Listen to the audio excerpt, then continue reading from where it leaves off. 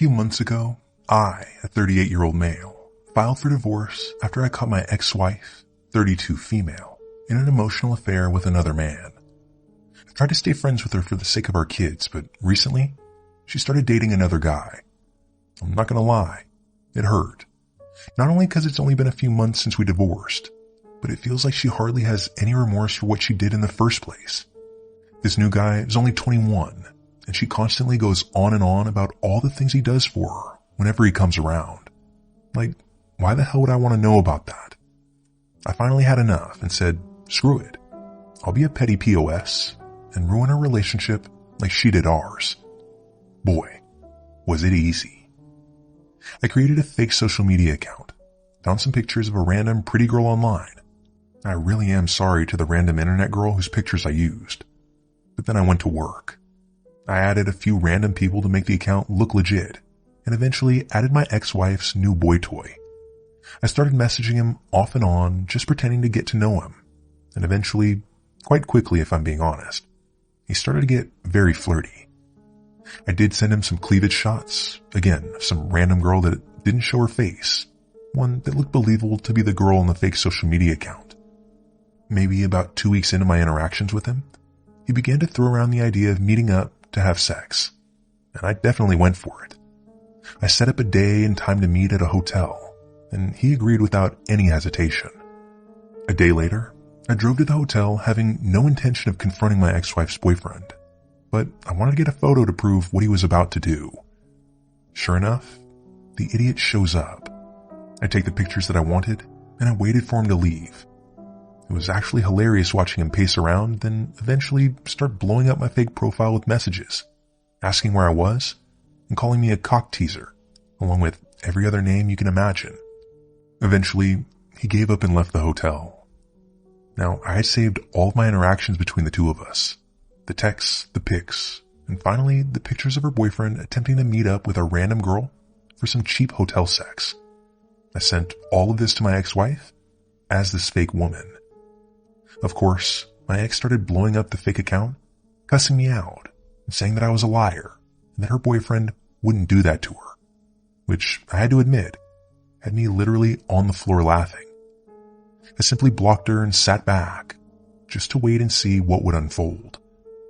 Now, I didn't hear from my ex for almost 2 days, which wasn't like her, because she at least comes to visit the kids, but I knew that more than likely, she'd split up with her boyfriend because all I saw on her Facebook page were random cringe pictures about how there are no faithful men, and of course, some sayings about how all she needs is her kids, which I found kind of ironic since she didn't even bother to come and see them, nor did she even text me to ask how they were doing. But whatever. She did show up the next day, and she looked like you'd expect, which did make me feel bad for a split second, but that guilt quickly went away. She told me that some girl sent her messages of her boyfriend attempting to hook up with her, and she confronted him about it.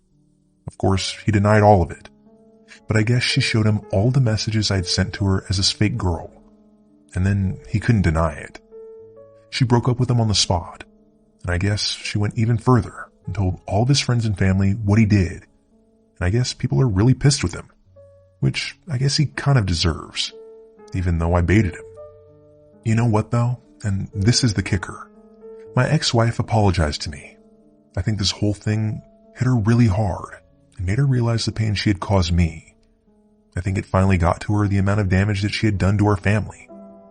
She admitted to me that she had a problem. The problem was seeking attention from anyone that would give it to her, even though I gave her all the love and attention she could ever want for the last 10 years. Was what I did wrong? Yeah. Was what I did petty? Yeah. Do I regret it? Only a little, because I used someone else's pictures. I really do feel guilty about that. But I think that by doing so, I exposed a potential cheater and got my ex-wife to admit that she has a serious problem, and she's actually talking about seeing a counselor to help her through those issues. Also got a little bit of revenge for myself for what she had done to me. In a weird, convoluted way, I think I set some things up to go in a better direction from here on out. Will I get back with my wife if she gets the counseling she needs? No. And before you ask, yes, the fake social media profile has been long deleted, as well as all of the other messages and pictures and so on. I definitely won't ever do anything like that again. It made me feel creepy as hell, but I do feel better now. Edit. I wanted to clarify something because I got some inbox messages that were quite angry. I didn't go through this messed up plan simply because my ex started dating again. I knew she would. I accepted it. I knew it was going to hurt, but I know she's not the type to stay single. She's very codependent. The only reason I did what I did is because she constantly crossed over the boundaries that I set. When she and I finalized our divorce, we agreed to be friends. I just asked that if she started dating, I didn't really want to know about it, and only asked that she find a decent man if they were going to be around my children. She didn't honor those wishes, and after a couple of months of it, I'd had enough, and I wanted to get back at her. Does that make me an immature douchebag piece of Sure. I mean, everyone has their breaking point, and I definitely own my actions. What I didn't expect was the outcome, which completely threw me off when she admitted that she had a problem with attention seeking and is going to get help. That was a major issue that she didn't realize in our decade of being together. She's currently seeing a therapist, which is great for her. I hope she can do better for herself. As for me, I don't care if she turns into Mother Teresa. I ain't getting back with her, and I'm not letting anyone treat me that way ever again either.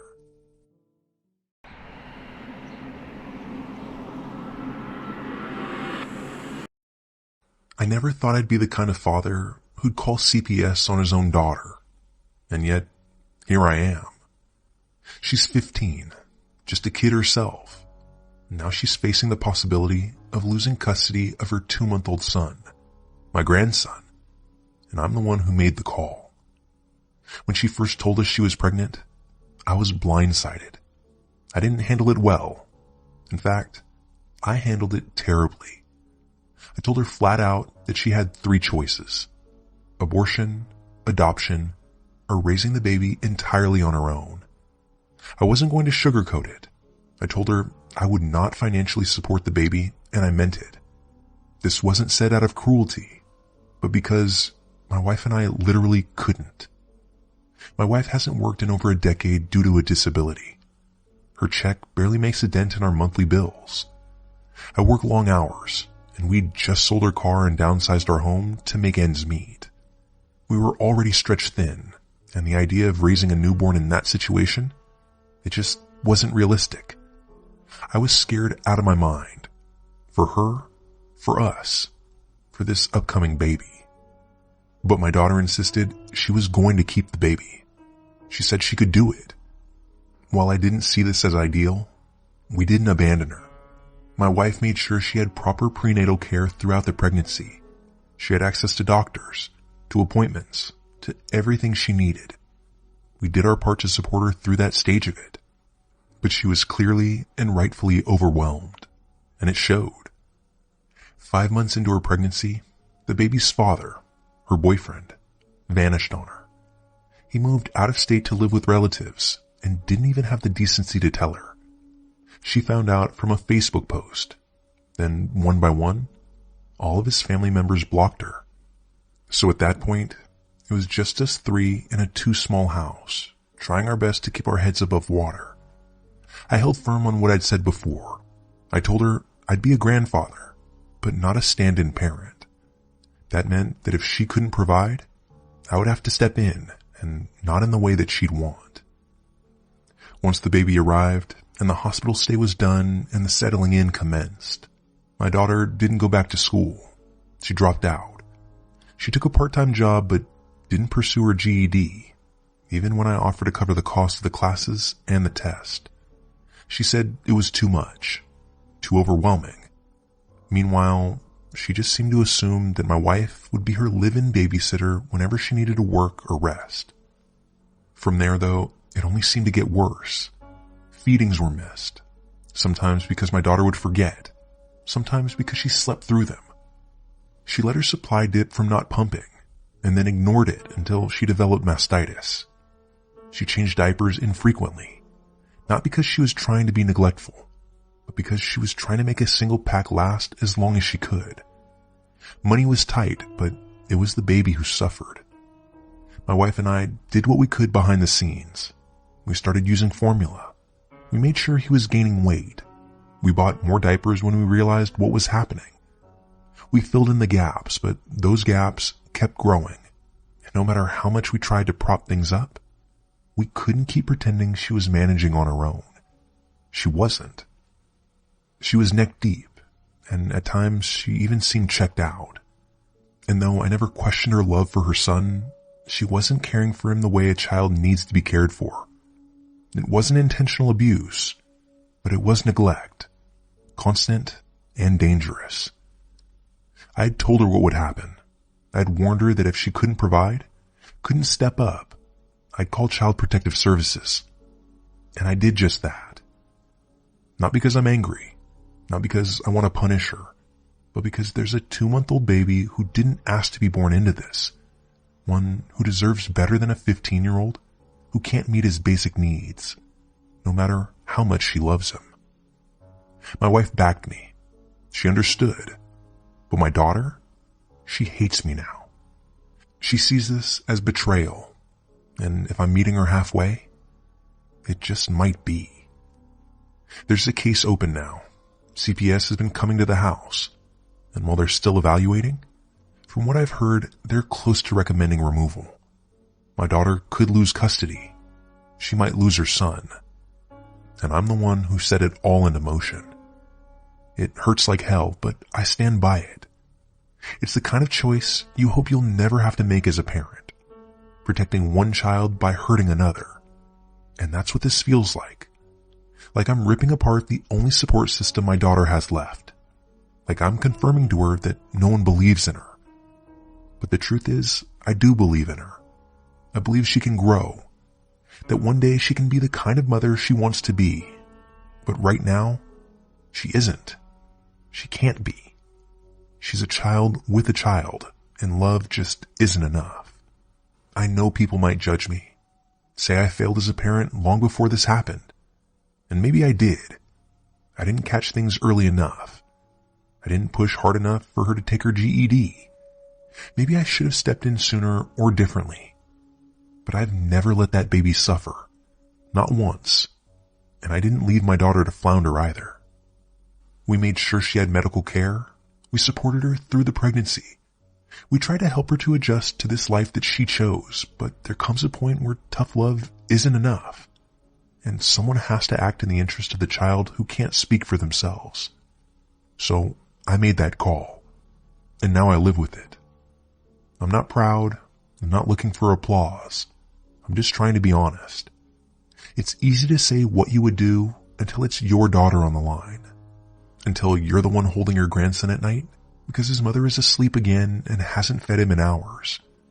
Until you're the one counting diapers and watching a child try to parent another child. This isn't the life I wanted for her, and it's not the start I wanted for him. But I couldn't keep pretending it was okay.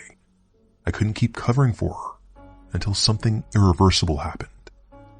And so now I wait, guilty, heartbroken, and still wondering whether I did the right thing. Because I didn't just call CPS on a stranger. I called them on my little girl. And no matter what happens next, I know that's something that neither of us will ever forget.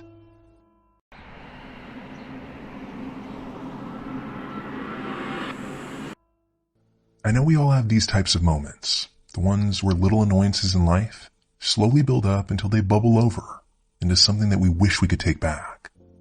Most of the time, these are minor inconveniences, things like a misplaced phone charger, someone eating your last piece of pizza, or even a sibling taking some of your clothing without asking. But sometimes those annoyances fester into something more, and it becomes so easy to imagine a world where you could get back at them, even if it means crossing a line. For me, it was my brother and his relentless theft of my high-end shampoo. Yeah, I know it sounds petty, but hear me out here. At the time, it felt like the world was out to get me. I was 15 years old, and after getting my first job, I finally had a bit of money to spend. And like any teenager, I was thrilled with the idea of having a little extra cash to spoil myself. And let me tell you, I did just that. I bought the clothes I wanted, splurged on new shoes, and most importantly, I invested in high-quality beauty products.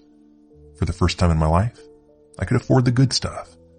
I wasn't just using drugstore shampoo. I was using the expensive salon-grade brands that promised healthy and shiny hair.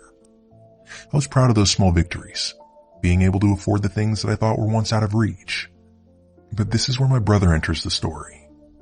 He was the kind of person who thought nothing of other people's things. I don't know if he thought everything in the house belonged to him or if he just didn't care.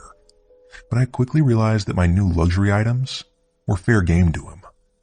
My shampoo, the one thing that I was especially proud of, was constantly disappearing. At first, I thought it was a one-time thing, but then it happened again and again. My brother, who I shared a bathroom with, would use my shampoo on the daily and often leave me the empty bottle behind. It drove me absolutely mad. I would come home after a long day wanting to unwind with a hot shower, only to find my expensive shampoo had been replaced by an empty container.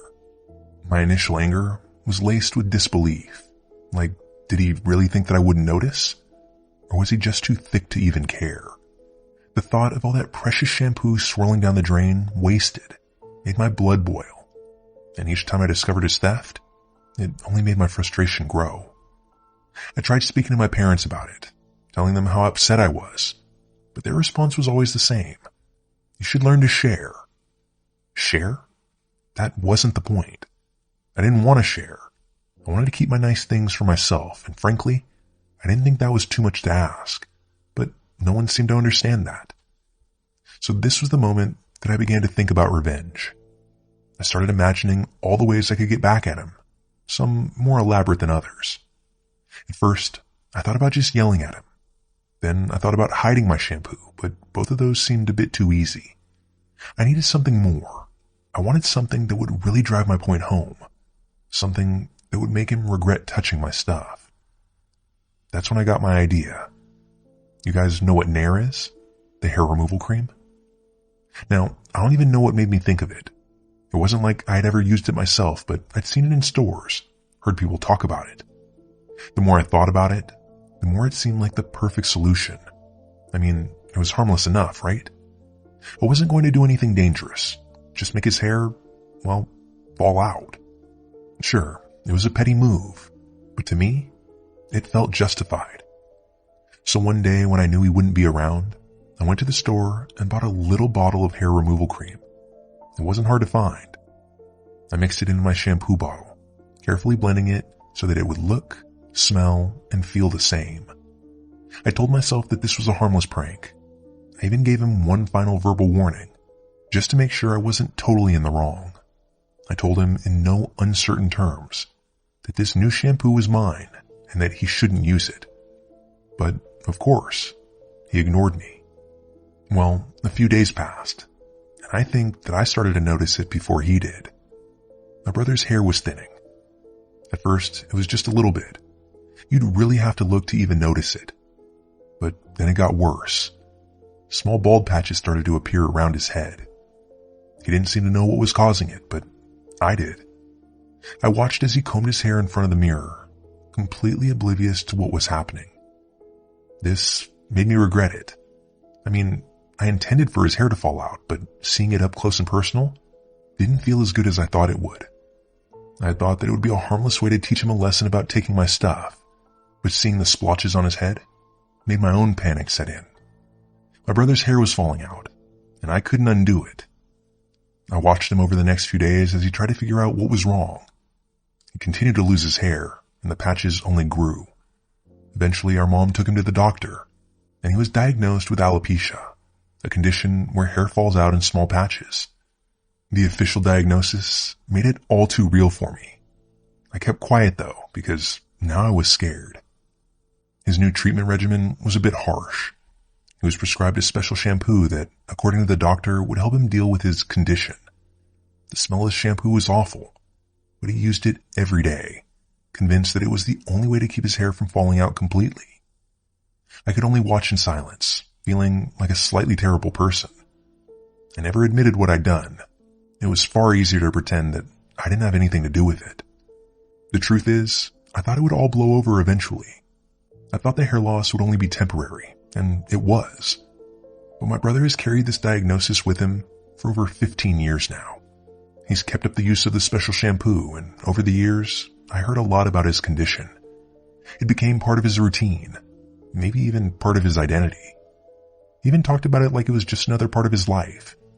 He'd mentioned the special shampoo and how he had to keep using it to avoid flare-ups. It was like the damage that I caused had become his reality. After all these years have passed, I'd be lying if I told you that I'd never thought about confessing.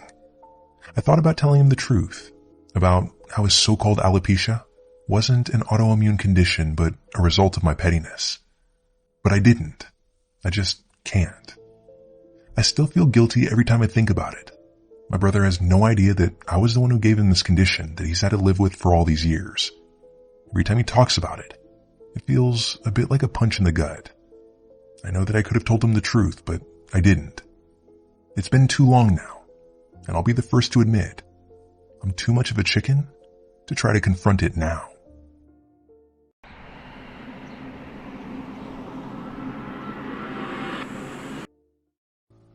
This all started because I asked too many questions. I've always been the kind of person who wants to know how things work. Machines, systems, especially anything involving money. I was fascinated by the simplicity of mechanisms that most people never even think about. The slots in Vegas, vending machines, ATMs. I think you get the picture.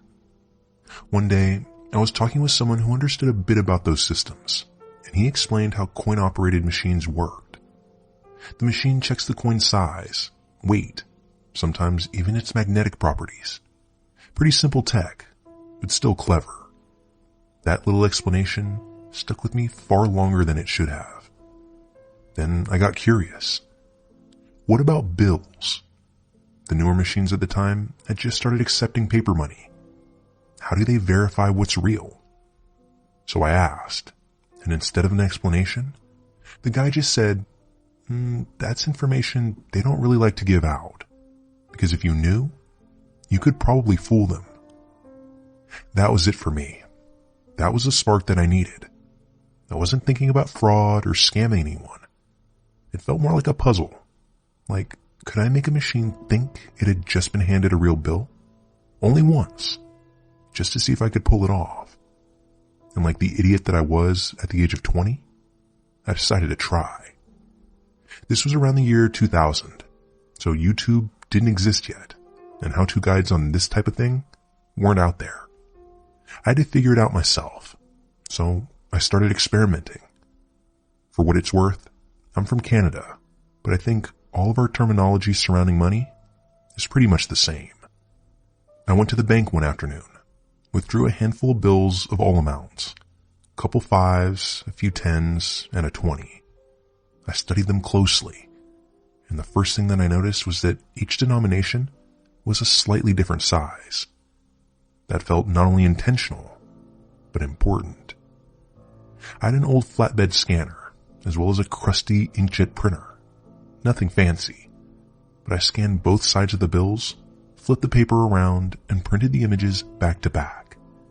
Then I carefully glued the sides together and trimmed the paper down to match the exact size of the real thing. My God, they looked awful, like embarrassingly bad.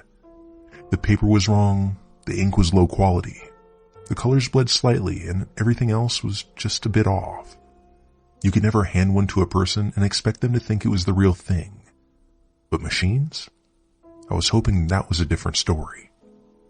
So one night, I drove to an automated car wash that had a change machine mounted on the wall. I figured if this thing spat out my fake bill, no harm done. If it accepted it, well, I'd deal with that when the time came. I fed in the fake $5 bill. Rejected. I figured as much. But then I noticed that the corner was bent. So I straightened it out, flipped it around, and tried again. 20 quarters dropped into the tray. I just stood there, stunned. At that point, I looked around, half expecting someone to jump out from behind the vacuums and slap cuffs on me. But there was no one there. Just me and a machine that had just given me $5 for a piece of glued together printer paper. My heart was now pounding. I tried the 10. 40 quarters. It worked yet again. I grabbed the coins and drove home like I just robbed a casino. Once I was back at my place, I dumped the quarters out onto my desk and just stared at them. It was real. I tricked a machine using bills that looked like they'd been made in an elementary school art class. And of course, I couldn't stop there.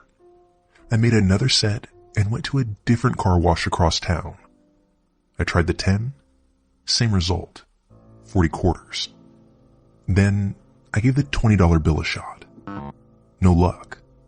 I took it out, straightened it, tried again. Same thing. No dice. Okay, so what I learned is that the 5s and the 10s worked just fine. The 20 was a bust. No need to make any more of those. Now, this is the point where any cautious person likely would have stopped. Looking back, I should have just called it quits, laughed about the whole thing, and moved on. But instead, I made what could have been the worst decision possible. I told a friend. I still remember his face when I told him. His eyes lit up. "You're serious? This works." I just nodded. And almost instantaneously, we were now partners in crime. We started mapping out where we could go. Laundromats, sketchy car washes, anywhere with old machines that looked like they hadn't been updated in a decade. We did make rules though. No hitting the same place twice in a week. Always wear a hat. Don't draw attention. And above all else, never talk about this in public. We made batches of fake bills at night like it was some arts and crafts project from hell. We stored them in a shoebox under my bed. They looked no better than the originals. Cheap printer paper, glue streaks, shoddy alignment. But they just kept working. Week after week, we hit machines all over the area. At one point, we had more quarters than we knew what to do with. I had jars of them under my sink. He stashed them in empty coffee cans in his mom's garage. We must have racked up over $4,000 worth of quarters. Probably more. We got creative too. Feeding the coins into vending machines, then selling the snacks on our campus. Buying tokens at arcades and cashing them back out. Little tricks to turn all that loose change into spendable cash. What others may call laundering in a sense. But with each success, my anxiety only grew. One night after a run that hit 3 different machines in a single evening, I was driving home with a cup holder full of quarters, as well as a few fake bills still in my glove box. Then I passed a parked police cruiser near a strip mall, and I felt like I was going to puke. The thing is, the cop car didn't even move, but I had to pull over down the block just to catch my breath.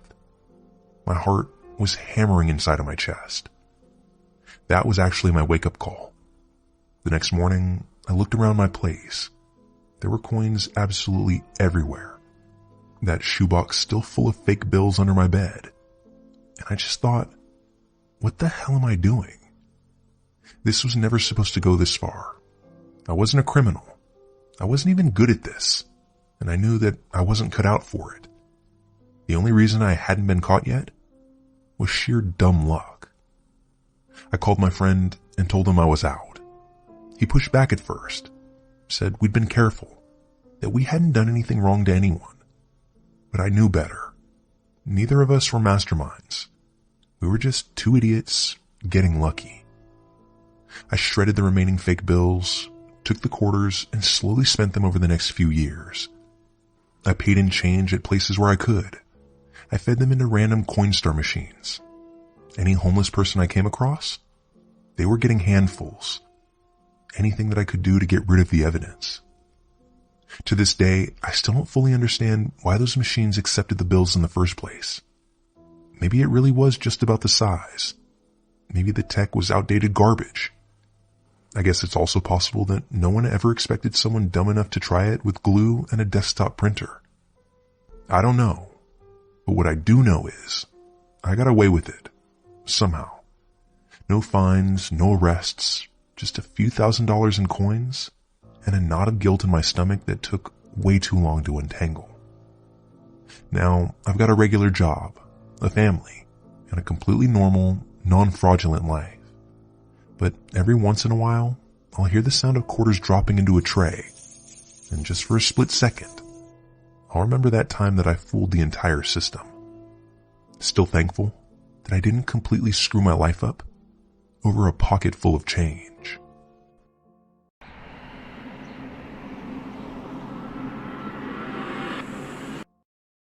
I'm going to start this off by saying that I'm a woman. I'm nearly 30 years old, but this story goes back to when I was 16. I was a frequent user of TinyChat, and I was a regular in this one room for AMWF relationships. For those of you that aren't familiar with the acronym, it stands for Asian Man, White Female. And being who I am, I was quite popular in this room, and I loved the attention. I became friends with a 26-year-old man, truly believing that he was my friend and totally not just a creep. We would Skype sometimes, and he would tell me some really weird things about himself, but I would laugh it off because I myself have a gross sense of humor. One time, he told me that he met a struggling single mother, and he felt bad for her, so he paid her a few $100s to do an enema on camera for him. She willingly took the money and instantly blocked him.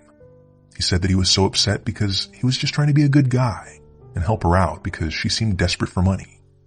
Well, fast forward a month or so, and I'm underage drinking and Skyping with him. I'd been passively complaining about being poor, as any 16-year-old without a job does. He figures that this is his big chance, and he gives me a proposition. I assure you that the next part is 100% true. I couldn't make this up if I tried. He offered to pay me $120 to stick baby carrots in my butt for him. I'm like, no thank you. He then raises the offer to $160 if I do it twice a month for him.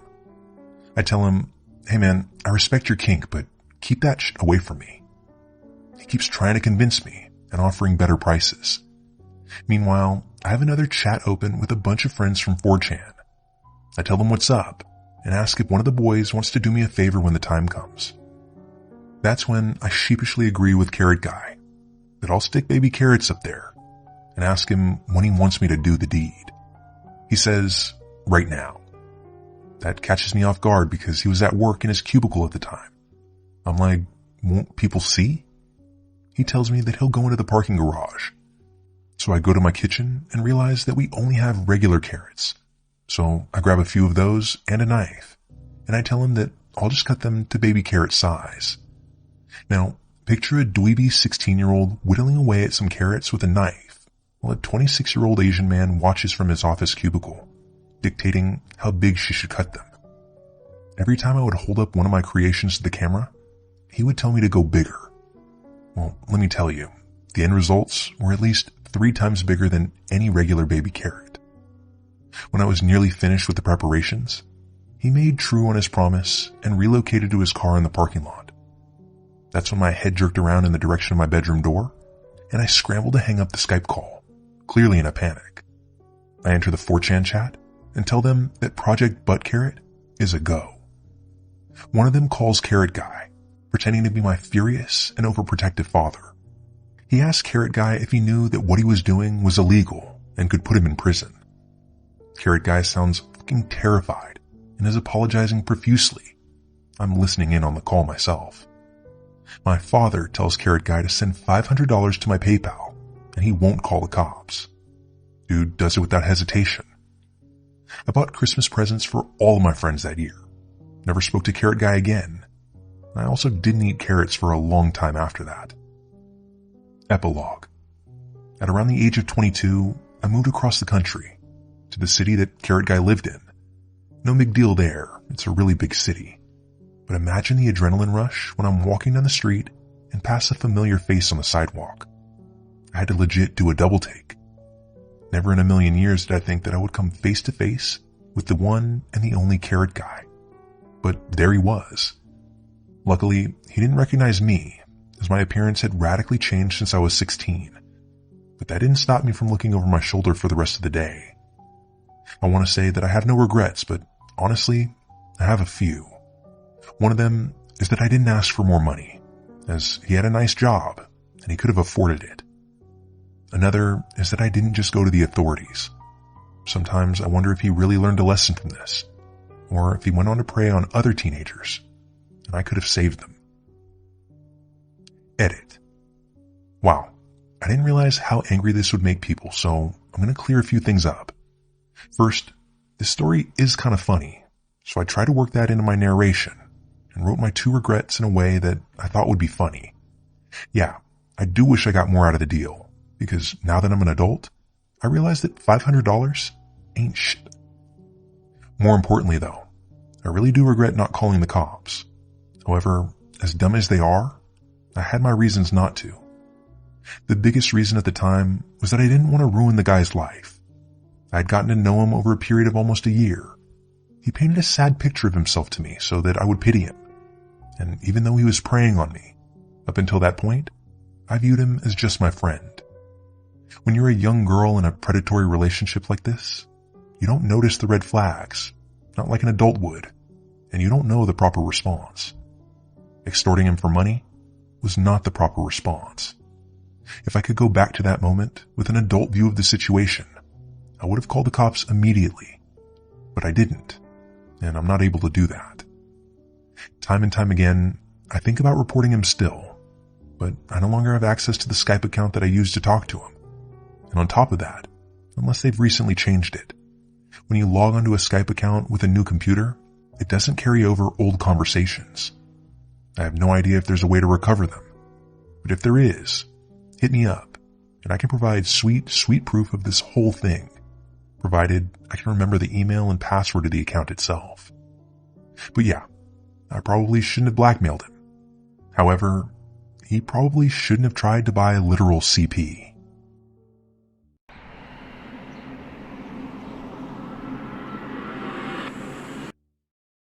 I did something that I can't undo, and even though it came from a place of curiosity, even concern, I know now that I crossed a line. I learned something about my mom's past, something unimaginable, and the way I learned it feels like I stole something from her. I'm a 25-year-old female, and my mom and I have always been close, not in that overbearing best friend kind of way, but close in the way that I could call her crying at 3 a.m. because I know she'd answer on that second ring. She's the kind of person who remembers the Starbucks barista's name after a single visit. She's warm, funny, the type of person who assumes good in others until they absolutely prove otherwise. And honestly, she makes it easy to forget that she's a person with her own shadows, a history that she didn't tell us about when we were young.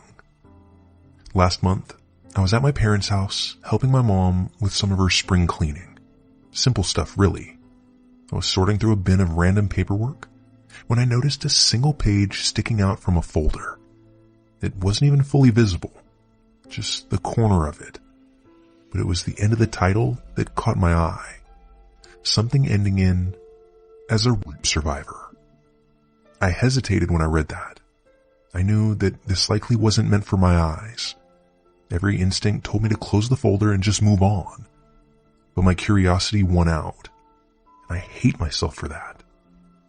There was a moment where I justified it.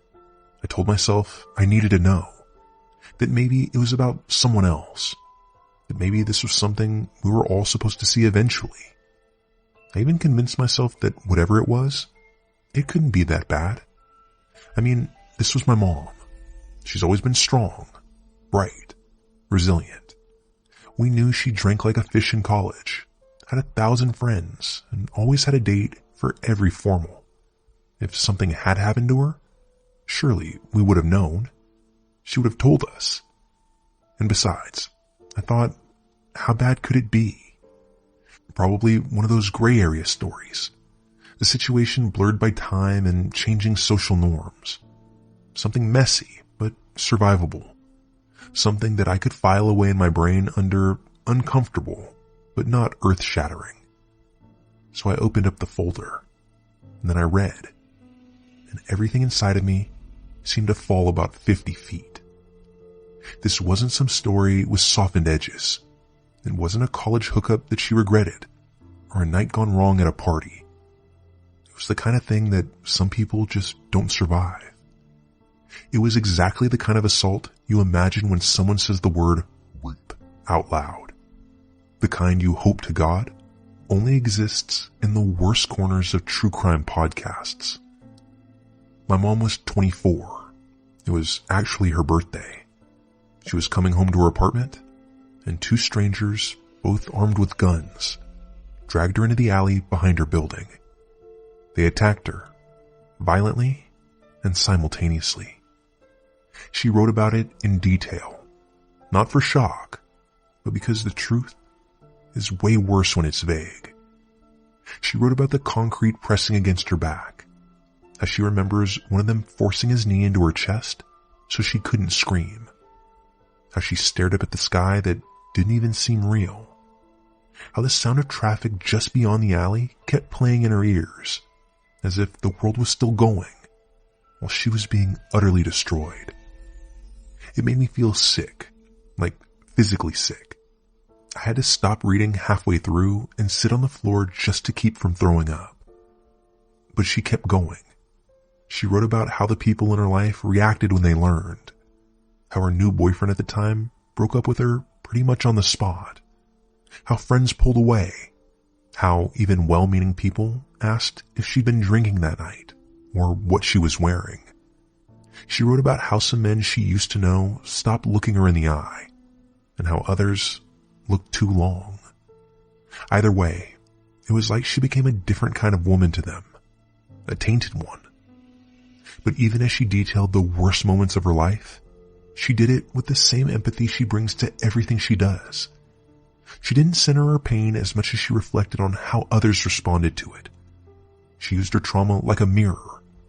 Some people showed up, others vanished, and she never forgot which were which. That paper clearly wasn't written for me. It may not have been written for anyone, or maybe it was, but my mother had written it on her own terms. Maybe she was working toward one day sharing it with us when she was ready. And instead, I barged in with my assumptions and read it like it was a diary that someone left open by accident. It hurts to admit this, but I went into that paper expecting a story. Something messy and complicated, sure, but something that I could digest. I thought I knew better. I thought I was prepared. But nothing prepares you to read about your mother's body being desecrated on the same kind of night that you've spent laughing over drinks or watching TV reruns. She was younger than me. She had plans. And two monsters decided she didn't get to have a normal night again. I don't know how she survived it. Truly. I don't know how she lived through that night, let alone all the ones after it. I don't know how she became who she is. Open, kind, and trusting. How she held on to her softness after so many people gave her reasons to become cold and hard. And how she didn't pass that same fear down to us. But now, I see everything differently. The way she checks in when one of us is 5 minutes late. The way she holds a stranger's gaze in the grocery store. Not in suspicion, but out of gentle awareness. The way when I come over, the front door is unlocked. Like she refuses to live in fear. And the way she never told us. The way she never told me. She could have made that story part of our family lore. She could have used it to shape how she raised us. But she didn't. She kept it private, like that weight was hers and hers alone. And I took that from her. I've thought about telling her that I read it. I've written it out in a text 12 times. And I've deleted it every time. Because what do I even say? Sorry I violated your privacy and now I can't look at you without crying? I don't want to make her comfort me about something she never invited me into. But I don't know how to hold this weight without saying anything. I feel like I'm carrying a piece of her story that was never mine to touch. And I'm terrified I've changed something in how I see her. Or worse, how she'll see me if she finds out. She survived something that should have broken her. And I, the stupid, selfish me, reduced it to curiosity. I thought I was being empathetic. but what I was really doing was assuming, projecting, reading her pain like it was part of a plot instead of a part of life. Now I know better, but I can't unread it. I can't unknow it and just give it back to her. But I can carry it with the respect that it deserves. I can stop assuming that I know the people I love just because I've known them my whole life. I can stop thinking that trauma always leaves visible scars. And most importantly, maybe I can remember what she chose to become after all of this. Because what she endured was monstrous. But who she is, that's the miracle.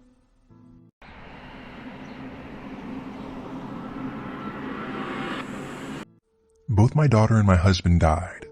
My son recently attempted to take his own life, and I feel like part of this is my fault, and now it might be too late. I'm sorry, I'm not sure if this is the right place for this, but I don't know where else to go with it. My 15-year-old daughter died from cancer, a very fast-acting cancer, which she chose not to get treatment for. Over the span of 4 quick months, she deteriorated and then passed away. During this time, my husband turned into a severe alcoholic and drug abuser. I got depressed, as did my son. Watching my daughter, the sweetest child in the world, pass away like that was horrific for a mom. My husband's alcoholism and drug abuse, he was doing pills heavily as well, although he tried his best to keep that a secret. It all spiraled out of control to the point where he was drinking a $20 bottle of vodka every day, and then some more after that. He would often go out and not come home for the entire night. My son did his best to get him to stop, and I sort of tried as well, but I was so depressed that I just didn't have the heart to put in much emotional effort into him. I isolated myself completely and was like a zombie. My husband died in our basement bathroom, covered in his own vomit. He died from a mix of alcohol, Xanax, and Tramadol altogether. I knew he was doing pills, but I never really knew the extent of it until we found his stash after he died. His death came maybe 4 months after my daughter's. After my husband was gone, I sort of woke up from my daze, but not for long before I fell back into it. My son also fell into a horrible, deep depression. It wasn't only his dad and sister dying. His grades fell apart. He got rejected from almost every college he applied to. He gained well over 100 pounds in the year after his dad died. Both of us were just a mess. I didn't get out of bed most days. He stayed in his room doing whatever it was that he did. Video games, I imagined. I didn't ignore the signs completely the way I did with my husband. I tried to reach out to my boy, get him into therapy for a while. But my own depression was so bad that I just gave up on everything. I think at a certain point, we just resigned to leave each other alone. In the 2 months before, we barely spoke at all. It wasn't hard. Our house is big. Our rooms are far apart. And then he tried to unalive himself by jumping off of a nearby bridge. He survived it. He broke a foot and some other small injuries, but he survived. I saw where he threw himself off, and it was a long distance down. I don't really know how he managed to only break a foot. I've been feeling this huge wave of guilt flow over me since the incident, both for him and for my husband too. I didn't pay enough attention. I didn't give them what they needed. I was selfish, honestly. I'm their mother and wife, and I just isolated myself instead of being with them and helping them get through this. I constantly think that if I was more attentive, more demanding for my husband to get sober, then this wouldn't have happened. None of it. Losing my daughter was horrible, but we couldn't control that. These are our decisions, and my presence influences their decisions arguably more than anything. I just don't know what to do. I want to help my son, but I don't know how anymore. And I feel like he's ignoring my attempts to help him because I've ignored him for so long. I can't tell if the second that his foot is healed, whether or not he's going to try again. I'm awake in that I'm more aware of my being in place instead of being a depressed zombie like I've been for the last 2 years. And that's something that I'm having a really hard time fighting.